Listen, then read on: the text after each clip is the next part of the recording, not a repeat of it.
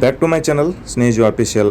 S, ನಾನು ಇವತ್ತು discuss ಮಾಡ್ತಿರ್ತಕ್ಕಂಥ ವಿಷಯ ಯಾವುದಪ್ಪ ಅಂತಂದ್ರೆ ಅಗ್ನಿವೀರ ರಿಸಲ್ಟ ಯಾವಾಗ ಬಿಡ್ತಾರೆ, ಎಷ್ಟು ಮಾರ್ಕ್ಸ್ ತೊಗೊಂಡ್ರೆ ನಮ್ಮದು ಫಿಸಿಕಲ್ಗೆ ಬರ್ತೈತಿ, ಫಿಸಿಕಲ್ಗೆ ಯಾವ ರೀತಿ ನಾವು ತಯಾರಿಯನ್ನು ಮಾಡಬೇಕು, ಫಿಸಿಕಲ್ಗೆ ಹೋಗ್ಬೇಕಂದ್ರೆ ಏನೇನು ಡಾಕ್ಯುಮೆಂಟ್ಸನ್ನು ತೊಗೊಂಡು ಹೋಗ್ಬೇಕು ಮತ್ತು ಡಾಕ್ಯುಮೆಂಟ್ಸ್ ಯಾವಾಗ ತೆಗ್ಸಿರ್ಬೇಕು, ಅದ್ರ ಬಗ್ಗೆ ಪೂರ್ತಿ ಡಿಸ್ಕಷನ್ ಮಾಡ್ತೀನಿ. ಇನ್ನೂ ಯಾರು ನನ್ನ ಚಾನಲ್ಗೆ ಸಬ್ಸ್ಕ್ರೈಬ್ ಆಗಿಲ್ಲ ಸಬ್ಸ್ಕ್ರೈಬ್ ಆಗ್ರಿ. ನಾನು ಕೊಡುವಂಥ ಮಾಹಿತಿಗಳು ನಿಮಗೆ ಯೂಸ್ ಆಗತ್ತಿದ್ರೆ ಮಾತ್ರ ಆಗ್ರೆ, ಮತ್ತು ಹಂಗೆ ಮಗಲ್ಕಿರೋ ಗಂಟೆ ಹೊಡಿದ ಮರ್ಯಾಕೆ ಹೋಗ್ಬೇಡ್ರಿ. ಯಾಕಂದ್ರೆ ನಾನು ಯಾವುದೇ ಜಾಬ್ ನೋಟಿಫಿಕೇಷನ್ ಆಯಿತು, ಜಾಬದ ಬಗ್ಗೆ ಮಾಹಿತಿಯನ್ನು ನಿಮ್ಗೆ ವಿವರಣೆಯನ್ನು ಹೇಳಿದಾಗ ಅದರದ ಮೊದಲ ನೋಟಿಫಿಕೇಷನ್ನ ನಿಮಗೆ ಬರ್ತೈತೆ. ಈಗ ಮೊದಲೇದಾಗಿ ಅಗ್ನಿವೀರ ರಿಸಲ್ಟ ಯಾವಾಗ ಬರ್ತೈತಿ ನೋಡ್ರಿ. ಪ್ರತಿಯೊಂದು ಅಗ್ನಿವೀರ ಎಕ್ಸಾಮ ಬರೆದ 25 ಹಿಡ್ದ 30 ದಿನ, ಲಾಸ್ಟ್ ಅಂದ್ರೆ 40 ದಿನದೊಳಗೆ ರಿಸಲ್ಟ ಪಕ್ಕ ಬಿಟ್ಟದಾರ. ಇದನ್ನು ಕೂಡ ಅದೇ ಥರ ನಡೆಸ್ತಾರೆ ಅನ್ಸುತ್ತೆ ನೋಡ್ರಿ. ರಿಸಲ್ಟ್ ಬಂದ ಕೂಡಲೇ ಅದನ್ನು ಮಾಹಿತಿ ಮತ್ತೆ ಹೇಳ್ತೀನಿ. ಎಲ್ಲಿ ತನಕ ರಿಸಲ್ಟ್ ಬರೋದಿಲ್ಲ ಅಲ್ಲಿ ತನಕ ಯಾವುದೂ ಕನ್ಫರ್ಮ್ ಇರೋಂಗಿಲ್ಲ, ಯಾರನ್ನೂ ನಂಬಕ್ಕೆ ಹೋಗ್ಬೇಡ್ರಿ. ಇನ್ನು ಫಿಸಿಕಲ್ ಯಾವಾಗ ನಡೆಸ್ತಾರಂತಿಂದ ಕೇಳ್ತಿದ್ರಲ್ಲ, ಇದು ರಾಜಸ್ಥಾನದವ್ರ ಬಿಟ್ಟಿರ್ತಕ್ಕಂಥದ್ದು 10 ಜುಲೈದಿಂತ ಫಿಸಿಕಲ್ಲ ಸ್ಟಾರ್ಟ್ ಆಕ್ಕ ಅಂತೇಳಿ ಕೊಟ್ಟಾರ ಅವ್ರ. ಬೇರೆ ಬೇರೆ ಯಾರುದ ಬೇರೆ ಬೇರೆ ಟೈಮ್ದೊಳಗೆ ನಡೀತಿರ್ತಾವ. ಹೆಂಗಂದ್ರೆ ನಮ್ಮ ಕರ್ನಾಟಕದೊಳಗನ ಬೆಳಗಾವ, ಬೆಂಗಳೂರು, ಮಂಗಳೂರು ಈ ಬೇರೆ ಬೇರೆ ಏರೋಗಳು ಹೆಂಗದಾವಲ್ಲ, ಇದನ್ನು ಬೇರೆ ಬೇರೆ ಟೈಮ್ದೊಳಗೆ ಹೋದ ವರ್ಷ ನಡೆಸಿದ್ರೆ ಅದೆಲ್ಲ ನಿಮಗೆ ಗೊತ್ತೈತೆ. ಇದು ರಾಜಸ್ಥಾನದವ್ರು ಬಿಟ್ಟಿದ್ದ ಕನ್ಫರ್ಮ್ ಐತೋ ಫೇಕ್ ಐತೋ ಅಂತಿಂದ ಗೊತ್ತಿಲ್ಲ. ಒಂದು ವೇಳೆ ಕನ್ಫರ್ಮ್ ಆಗಿತ್ತಂದ್ರೆ ನಮ್ಮ ಕರ್ನಾಟಕದ ಬಿಟ್ರಂದ್ರೆ ಏರೋ ವೈಸ ಅದನ್ನು ಹೇಳ್ತೀನಿ ನಿಮಗೆ. ಮತ್ತು ಎಷ್ಟು ಮಾರ್ಕ್ಸ್ ತೊಗೊಂಡ್ರೆ ನಿಮ್ಮದು ಫಿಸಿಕಲ್ಗೆ ಬರ್ತೈತಿ ನೋಡ್ರಿ. ಇಲ್ಲಿ ಎಲಿಜಿಬಲ್ ಮಾರ್ಕ್ಸ್ ಅಂತ ಹೇಸಿಂದ ಕೊಟ್ಟಿರ್ತಾರೆ ಅವ್ರು. ಯಾಕಂದ್ರೆ ನಿಮ್ಮನ್ನು ಪಾಸ್ ಮಾಡ್ಬೇಕಾಗಿರ್ತೈತಿ. ಇಲ್ಲಿ ಪಾಸ್ ಆಗ್ಬೇಕಂದ್ರೆ ಇಂತಿಷ್ಟ ಮಾರ್ಕ್ಸ್ ತೊಗೋಬೇಕಂತ ಹೇಸಿಂದ ಕೊಡ್ಬೇಕು ಅವ್ರು. 100ಕ್ಕೆ 35ರಿಂದ 40 ಮ್ಯಾಗ ಯಾರು ತೊಗೊಂಡಿರಲಿಲ್ಲ ಅವ್ರದ್ದು ಫಿಸಿಕಲ್ ಬಂದೇ ಬರ್ತೈತಿ. ಯಾಕಂದ್ರೆ ಅಲ್ಲಿ ಮುಂದೆ ಫಿಸಿಕಲ್ಗೆ ಕೂಡ ಮಾರ್ಕ್ಸ್ ಅದಾವ, ಅದನ್ನು ಸೇರಿಸಿ ನಿಮ್ಮದು ಮೆರಿಟ್ ಹಿಡಿತಾರೆ. ಆ ಕಾರಣಕ್ಕಾಗಿ ಇಲ್ಲಿ ಪಾಸ್ ಮಾಡ್ಕೊಂಡು ಹೋಗ್ಬೇಕು ಅವ್ರು. ನಿಮ್ಗೆ ಅದು ಎಷ್ಟು ಮಾರ್ಕ್ಸ್ ತೊಗೊಂಡ್ರೆ ಪಾಸ್ ಆಕೈತಿ ಅಂತ ಹೇಸಿಂದ ಅವರ ನೋಟಿಫಿಕೇಷನ್ದಾಗ ಕೊಟ್ಟಿಲ್ಲ. ಆದರೆ ಏನರ ಕೊಟ್ಟರೆ ಅದನ್ನೂ ಹೇಳ್ತೀನಿ ನಿಮ್ಗೆ. ಒಟ್ಟಾರೆಯಾಗಿ 35 ಹಿಡಿದು 40-45 ಮ್ಯಾಗ ಯಾರು ಮಾಡಿರಲಿಲ್ಲ ಅವರ ಕನ್ಫರ್ಮ್ ಆಗಿ ಫಿಸಿಕಲ್ ಬರ್ತಾವೆ. ಎಲ್ಲರೂ ಫಿಸಿಕಲ್ ತಯಾರು ಮಾಡಿರಿ. ಸೊ ಫಿಸಿಕಲ್ಗಾಗಿ ಅಂತ ಹೇಳಿಕಿಸಿಂದ ಏನೂ ಮೆರಿಟ್ ಹಿಡಿಯೋಂಗಿಲ್ಲ. ಯಾರು ಹೆಚ್ಚು ತೊಗೊಂಡಿರ್ತಾರೆ ಅವ್ರಿಗೆ ತೊಗೋತೀವಿ, ಯಾರ್ದು ಕಡಿಮೆ ತೊಗೊಂಡಿರ್ತಾರೆ ಹಂಗೆ ಆ ಥರ ಏನೂ ಅಗ್ನಿವೀರೊಳಗೆ ಇರೋಂಗಿಲ್ಲ. SSC ಥರ ಒಟ್ಟಾರೆ 35 ಹಿಡ್ಕೊಂಡು 40 ಮ್ಯಾಗ ಯಾರ್ದು ಆಗೈತಿ ಪಕ್ಕಾ ಕನ್ಫರ್ಮ್ ಆಗಿ ಬರ್ತೈತಿ. ಇಲ್ಲಿ ಯಾವುದೂ ಕಾಸ್ಟ್ ವೈಸ ಮಾರ್ಕ್ಸ ಹೆಚ್ಚು ಕಡಿಮೆ ಆಗಂಗಿಲ್ಲ. ಅದ್ರ ಬಗ್ಗೆ ಯಾರೂ ತಲೆ ಕೆಡ್ಸೋಕೆ ಹೋಗ್ಬೇಡ್ರಿ. ಪ್ರಾಕ್ಟೀಸ ಕಂಟಿನ್ಯೂ ಆಗಿ ಮಾಡ್ಕೋತೀರಿ. ಫಿಸಿಕಲ್ಗೆ ಯಾವ ರೀತಿ ತಯಾರಿ ಮಾಡ್ಬೇಕು ನಾವು ಎಲ್ರಿಗೂ ಗೊತ್ತಿದ್ದೈತೆ. ಫಿಸಿಕಲ್ಗೆ ತಯಾರಿ ಏನು ಮಾಡ್ಬೇಕಪ್ಪ ಅಂತಂದ್ರೆ 1.6 ಕಿಲೋಮೀಟರ್ 5 ನಿಮಿಷ 40 ಸೆಕೆಂಡ್ ಒಳಗೆ ಕೂಡಿಸ್ಬೇಕು.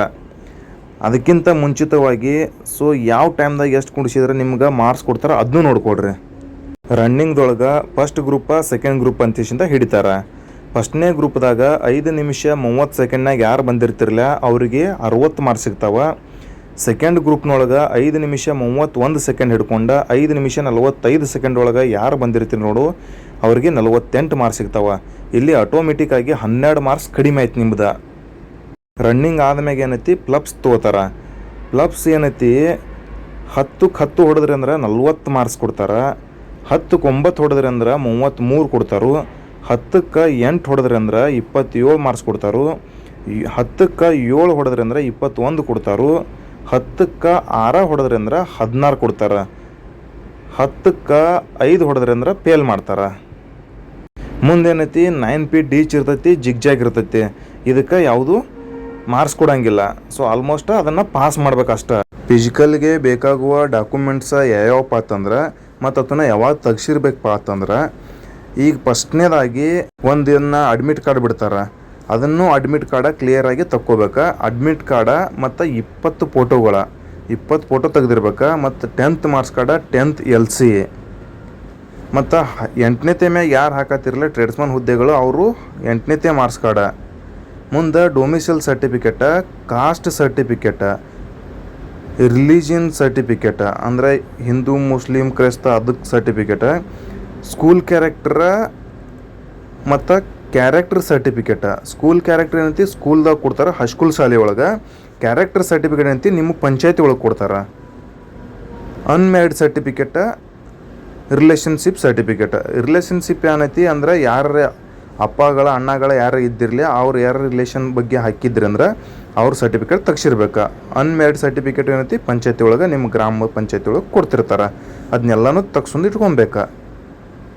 ಅದು ಯಾವಾಗ ತೆಗ್ಸಿದ್ದು ಇರ್ಬೇಕಪ್ಪ ಅಂತಂದ್ರೆ ಪ್ರಚಲಿತವ ಚಾಲ್ತಿಯಲ್ಲಿ ಇರ್ಬೇಕು. ಅಂದ್ರೆ 1 ವರ್ಷ ಒಳಗಿನೂ ಇರ್ಬೇಕು. ಯಾವ ಅನ್ಮ್ಯಾರಿಡ್ ಸರ್ಟಿಫಿಕೇಟ ಮತ್ತು ಕ್ಯಾರೆಕ್ಟರ್ ಸರ್ಟಿಫಿಕೇಟ ಮತ್ತು ಇವೆಲ್ಲ ಕಾಸ್ಟ್ ಸರ್ಟಿಫಿಕೇಟ್ ಎಲ್ಲ ಐತಿ. ಕಾಸ್ಟ್ ಸರ್ಟಿಫಿಕೇಟ್ 5 ವರ್ಷ ನಡೆಯಕತ್ತೈತಿ. ಈಗ ಡೊಮೇಶ್ ಎಲ್ಲ 1 ವರ್ಷ ಇರ್ತೈತಿ. ಅವು 1 ವರ್ಷದ್ದು ಯಾವುದಾವು ಪ್ರಚಲಿತ ಇರಬೇಕು. ಮತ್ತು ಅವು ಯಾವ್ಯಾವ ಎಲಿಜಿಬಲ್ ಇರ್ತಾವಲ್ಲ ಅದನ್ನು ತೆಗ್ಸಿರ್ಬೇಕು. ಆಯಿತಾ? ಇವೆಲ್ಲನೂ ಡಾಕ್ಯುಮೆಂಟ್ಸ ತಕ್ಕೊಂಡು ಇಟ್ಕೋರಿ. ಫಿಸಿಕಲ್ಗೆ ಕಂಟಿನ್ಯೂ ಆಗಿ ಪ್ರಾಕ್ಟೀಸ್ ಮಾಡ್ಕೋತೀರಿ. ಸ್ವಲ್ಪದಾಗ ಹೋತು ಹಗ್ನ್ಯಾಗ ಹೋತು ಅಂದ್ರೂ ಹೊಳ್ಳಿ ಬರಂಗಿಲ್ಲ ಚಾನ್ಸ್ ತಮ್ಗೊಡ್ರೆ. ಇದು ಆದ್ರೂ ಹಂಗೆ ಇದ್ರ ಜೊತೆಗೆ ಓದ್ಕೊತೀರ್ರಿ. ಯಾಕಂದ್ರೆ ನೆಕ್ಸ್ಟ್ ಸದ್ಯದೊಳಗೆ ಆಗಸ್ಟ್ನಾಗ ಮತ್ತೆ SSC ಕರಿತಾನೆ. ಆ ಕಾರಣಕ್ಕಾಗಿ ಕಂಟಿನ್ಯೂ ಓದ್ಕೋತಿದ್ರಿ ಮತ್ತು ಹಂಗೆ ರನ್ನಿಂಗ್ ಮಾಡ್ಕೋತು ಇದ್ರಿ ಅಂದ್ರೆ ಭಾಳಷ್ಟು ಅನುಕೂಲ ಆಕತಿ. ಯಾವ ಬೇಕಾದ ಜಾಬಿಗೆ ನೀವು ಟ್ರೈ ಮಾಡ್ಬೋದು. ಎಲ್ಲಿಸ್ತಾನ ನಿಮ್ಮ ವಯಸ್ಸು ಇರ್ತೈತಿ ಅಲ್ಲಿಸ್ತಾನ ಮಾತ್ರ ಅವಕಾಶಗಳು ಸಿಗ್ತಾವೆ, ಹೊಳ್ಳಿ ನಿಮ್ಗೆ ಸಿಗೋದಿಲ್ಲ. ಆಯಿತು? ಎಲ್ರಿಗೂ ಒಳ್ಳೇದಾಗಲಿ. ಚಲೋ ತಂಗೆ ಪ್ರಾಕ್ಟೀಸ್ ಮಾಡಿರಿ. ಹಂಗೆ ನಿಮ್ಮ ದೋಸ್ತರಿಗೂ ಶೇರ್ ಮಾಡಿರಿ. ಯಾಕಂದ್ರೆ ಅವ್ರಿಗೆ ಮಾಹಿತಿಗಳೆಲ್ಲ ತಲುಪಬೇಕಲ್ಲ. ಅವ್ರಿಗೂ ಒಳ್ಳೇದಾಗಲಿ ಎಲ್ರಿಗೂ. God bless you all. Jai Hind.